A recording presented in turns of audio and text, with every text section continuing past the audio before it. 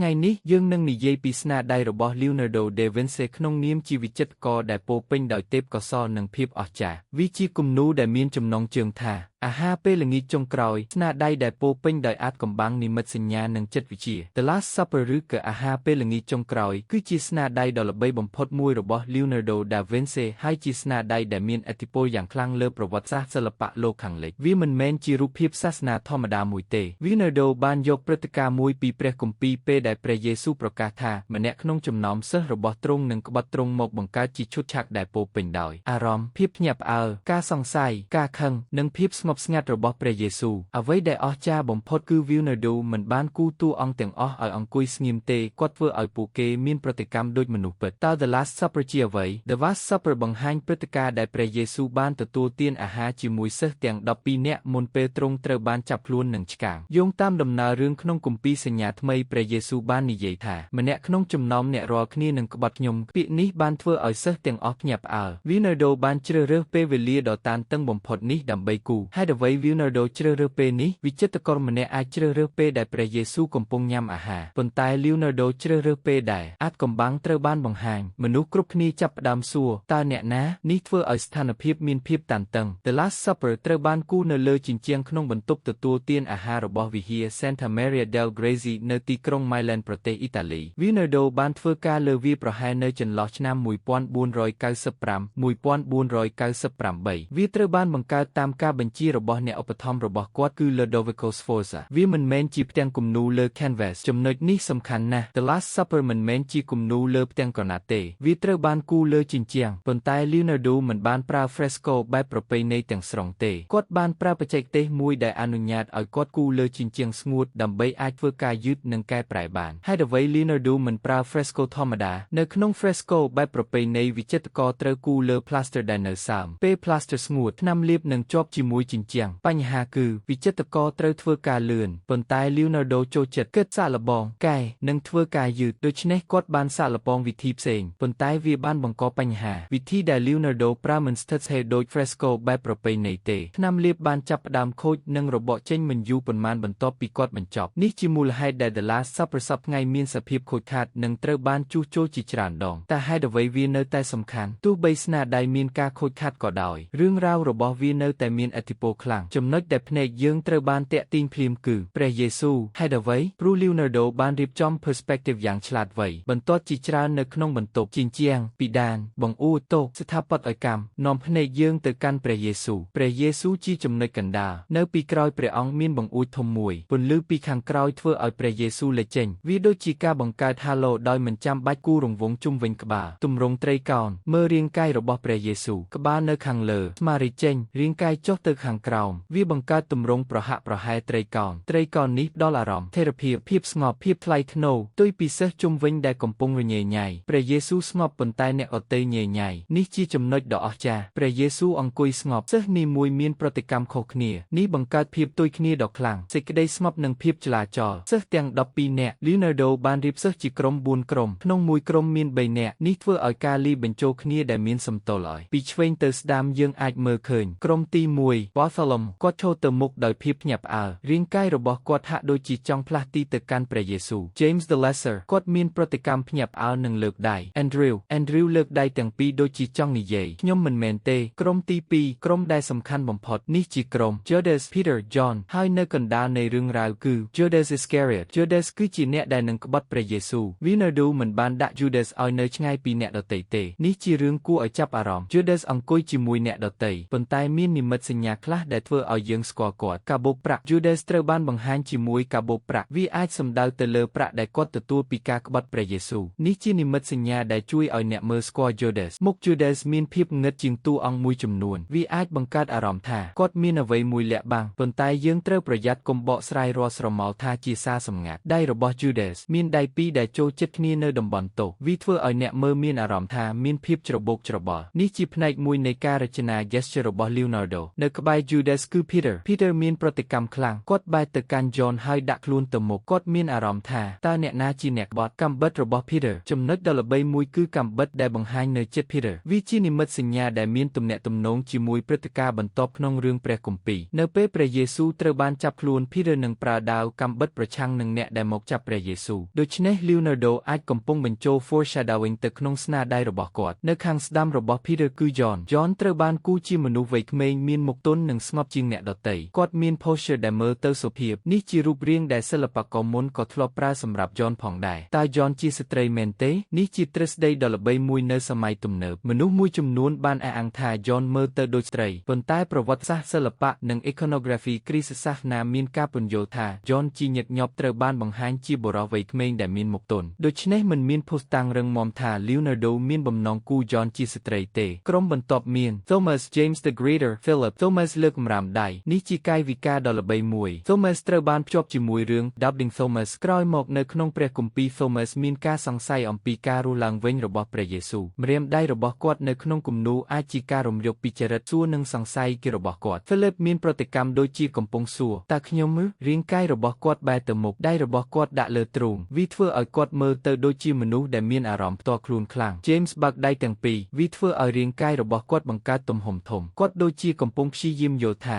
តើមានអ្វីកំពុងកើតឡើងក្រុមចុងក្រោយមាន Matthew Jude Thaddeus Simon ពួកគេមើលទៅដូចជាកំពុងពិភាក្សាគ្នានេះជាចំណុចសំខាន់ Leonardo មិនបានគូសិស្សទាំងអស់ឲ្យមើលទៅព្រះយេស៊ូវទេអ្នកខ្លះមើលគ្នាអ្នកខ្លះនិយាយអ្នកខ្លះលើកដៃនេះជាចិត្តវិទ្យារបស់ Leonardo យល់ថាមនុស្ស12នាក់មិនអាចមានប្រតិកម្មដូចគ្នាទេមនុស្សម្នាក់នឹងសួរម្នាក់នឹងភ័យម្នាក់នឹងខឹងម្នាក់នឹងស្ងៀមម្នាក់នឹងបដិសេធម្នាក់នឹងសង្ស័យនេះធ្វើឲ្យស៊ីនមានភាពជាក់ស្ដែង Leonardo កំពុងគូចិត្តរបស់មនុស្សនេះជាភាពអស្ចារ្យរបស់ The Last Supper Leonardo មិនគ្រាន់តែគូ12មនុស្សទេគាត់គូ12ប្រតិកម្មផ្លូវចិត្តនៅពីក្រោយព្រះយេស៊ូវមានបង្អួចធំតាមបង្អួចយើងឃើញទេសភាពវាបង្កើតអារម្មណ៍ថាព្រះយេស៊ូវស្ថិតនៅចន្លោះពិភពមនុស្សនិងពិភពធម្មជាតិពន្លឺពីខាងក្រោយក៏ជួយផ្ដោតភ្នែកទៅកាន់ព្រះអង្គ Leonardo ប្រើ linear perspective យ៉ាងមានប្រសិទ្ធភាពបន្ទាត់នៅក្នុងបន្ទប់ស្ទើរតែទាំងអស់នាំទៅរកចំណុចមួយនៅជិតព្រះយេស៊ូវនេះធ្វើឲ្យភ្នែកអ្នកមើលទៅរកព្រះយេស៊ូវដោយស្វ័យប្រវត្តិទៅវែងបែងចែកព្រះយេស៊ូវនិងសិស្សពីរអ្នកមើល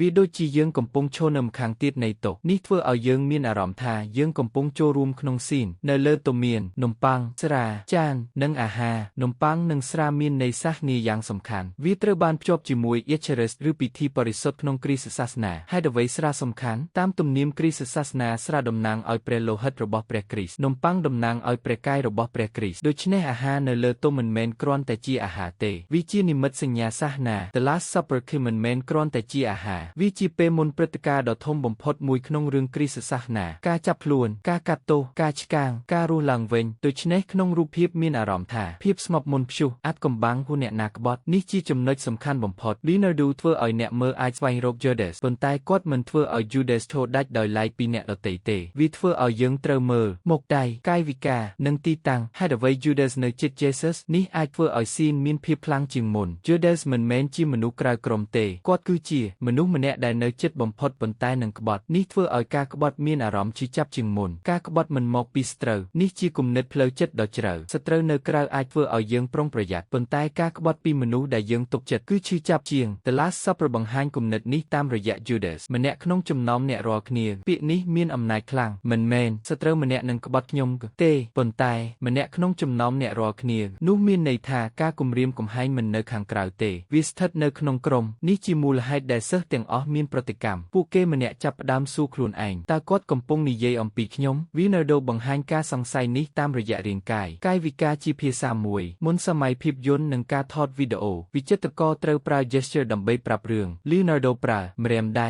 ក្បាលភ្នែកស្មាមាត់និងរាងកាយដើម្បីបង្កើតគូភាសារាងកាយនេះដូចជាភាពយន្តមួយភាគប្រសិនបើយើងយក The Last Supper មកប្រៀបជាមួយភាពយន្តវាដូចជា frame មួយដែលត្រូវបានបញ្ឈប់យើងអាចស្រមៃថាមុននេះព្រះយេស៊ូវកំពុងនិយាយបន្ទាប់ពីនេះសិស្សនឹងចាប់ផ្ដើមសួរនឹងប្រតិកម្ម Leonardo បានជ្រើសរើសត្រឹមវិនាទីសំខាន់បំផុតហេតុអ្វី Leonardo អស្ចារ្យព្រោះគាត់អាចធ្វើឲ្យរូបភាពស្ងៀមមានចលនាយើងស្ទើរតែអាចយល់គឺសិស្សនិយាយយើងស្ទើរតែអាចយល់គឺភាពច្របូកច្របល់នៅក្នុងបន្ទប់អាចកំបាំងអំពីគឺ Mary Magdalene មានទ្រឹស្ដីល្បីមួយថាតួអង្គនៅជិតព្រះយេស៊ូវគឺ Mary Magdalene ជំនួសឲ្យ John ទ្រឹស្ដីនេះត្រូវបានធ្វើឲ្យល្បីជាពិសេស តាមវប្បធម៌ពេញនិយមនិងប្រឡោមលោកសម័យទំនើបប៉ុន្តែតាមប្រវត្តិសាស្ត្រសិល្បៈនិងប្រពៃណី iconography វាត្រូវបានស្គាល់ជាទូទៅថាជា John the Apostle ដូច្នេះមិនមានភស្តុតាងប្រវត្តិសាស្ត្ររឹងមាំថា Leonardo បានលាក់ Mary Magdalene នៅក្នុងគំនូរនេះទេអក្សរ V និង Kim មានទ្រឹស្ដីថារូបរាងរបស់ John និង Jesus បង្កើតអក្សរ V ហើយ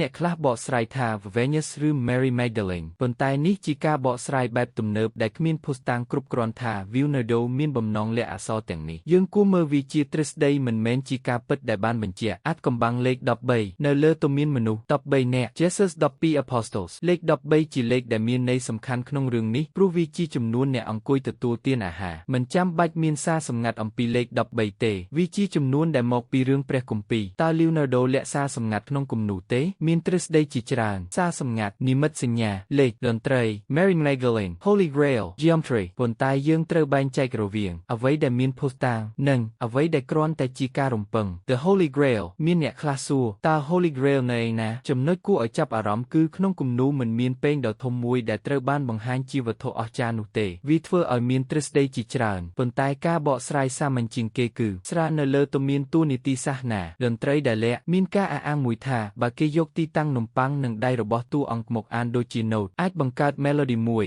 វាជាគំនិតគួរឲ្យចាប់អារម្មណ៍ប៉ុន្តែវាមិនមែនជាភស្តុតាងដែលបញ្ជាក់ថា Leonardo បានលាក់តន្ត្រីក្នុងគំនូរទេបញ្ហាធំបំផុតគឺការខូចខាត The Last Supper ស្ទើរតែបាត់បង់មូលហេតុរួមមានបច្ចេកទេសគំនូរសំណើមស្ថានភាពជញ្ជាំងការជួសជុលការផ្លាស់ប្ដូរបរិយាកាសនិងពេលវេលាសង្គ្រាមក៏បានប៉ះពាល់ក្នុងសង្គ្រាមលោកទី2អគារត្រូវបានរងការវាយប្រហារផ្នែកនៃអគារត្រូវបានបំផ្លាញជញ្ជាំងដែលមាន The Last Supper ក៏រងការខូចខាតប៉ុន្តែគំនូរបានរស់រានមានជីវិតនេះធ្វើឲ្យស្នាដៃមានប្រវត្តិដ៏អស្ចារ្យជាងមុនការស្ដារឡើងវិញ The Last Supper ត្រូវបានស្ដារជាច្រើនដងការស្ដារដ៏ធំមួយនៅសតវត្សទី20បានចំណាយពេលជាច្រើនឆ្នាំគោលបំណងគឺរក្សាអ្វីដែលនៅសល់របស់ Leonardo ហើយកុំបង្កើតអ្វីថ្មីជំនួសហេតុអ្វីការស្ដារលំបាកព្រោះអ្នកជួសជុលត្រូវសួរតើផ្នែកនេះជារបស់ Leonardo ឬជាការជួសជុលរបស់អ្នកដទៃប្រសិនបើពួកគេលាបថ្នាំថ្មីខ្លាំងពេកពួកគេអាចកំពុងបង្កើត Leonardo ថ្មីជំនួសឲ្យការរក្សា Leonardo ពិតប្រាកដ The Last Supper សប្តាហ៍ថ្ងៃស្នាដៃនេះស្ថិតនៅ Santa Maria del Grazie Milan វាត្រូវបានការពារយ៉ាងខ្លាំងអ្នកទស្សនាមិនអាចចូលមើលដោយគ្មានការគ្រប់គ្រងបានទេ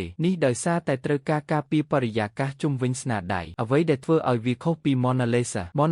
ផ្ដោតលើមនុស្សម្នាក់ The Last Supper ផ្ដោតលើមនុស្សជាច្រើនទំនាក់ទំនងព្រឹត្តិការណ៍ Mona Lisa បង្កើតអាថ៌កំបាំងតាមរយៈមុខនិងស្នាមញញឹម The Last Supper បង្កើតអាថ៌កំបាំងតាមរយៈអារម្មណ៍និងអំពើរបស់មនុស្សអ្វីដែល Leonardo ចង់បង្ហាញគាត់ចង់បង្ហាញថាមនុស្សម្នាក់មានប្រតិកម្មខុសគ្នានៅពេលប្រឈមមុខនឹងព័ត៌មានដ៏គួរឲ្យភ្ញាក់ផ្អើលនេះជាការសិក្សា psychology មួយនៅក្នុងរូបភាពនេះប្រហែលជាវិធីសាមញ្ញបំផុតក្នុងការយល់ពីស្នាដៃនេះព្រះយេស៊ូវគឺជាភាពស្ងប់នៅកណ្ដាលព្យុះនៅជុំវិញព្រះអង្គមនុស្សកំពុងសួរកំពុងភ័យនិងកំពុងសង្ស័យប៉ុន្តែព្រះយេស៊ូវនៅតែស្ងប់សារដ៏ជ្រៅអំពីការក្បត់ The Last Supper ក៏អាចធ្វើឲ្យយើងគិតអំពីមនុស្សនិងការជឿទុកចិត្តយើងអាចនៅជិតមនុស្សម្នាក់ជាច្រើនឆ្នាំប៉ុន្តែយើងមិនអាចដឹងចិត្តរបស់គេបានទាំងស្រុងទេ Judas គឺជានិមិត្តសញ្ញានៃការក្បត់ពីក្នុងសារអំពីមនុស្ស Leonardo បង្ហាញថាមនុស្សមិនមែនជាម៉ាស៊ីនដែលមានប្រតិកម្មដូចគ្នាទេនៅពេលលេខព័ត៌មានតែមួយមនុស្សម្នាក់អាចខឹងម្នាក់ភ័យម្នាក់សង្ស័យម្នាក់សួរម្នាក់ស្ងៀមនេះជាភាពស្មុគស្មាញរបស់ចិត្តមនុស្សមេរៀនសម្រាប់ជីវិត The Last Supper អាចផ្ដល់មេរៀនមួយដ៏សំខាន់ការក្បត់ដ៏ឈឺចាប់បំផុតមិនមែនមកពីស្ត្រូវទេប៉ុន្តែមកពីមនុស្សដែលយើងជឿទុកចិត្តហើយមេរៀនមួយទៀតមនុស្សម្នាក់មានប្រតិកម្មខុសគ្នានៅពេលប្រឈមមុខនឹងវិបត្តិហេតុអ្វីស្នាដៃនេះនៅតែមានឥទ្ធិពល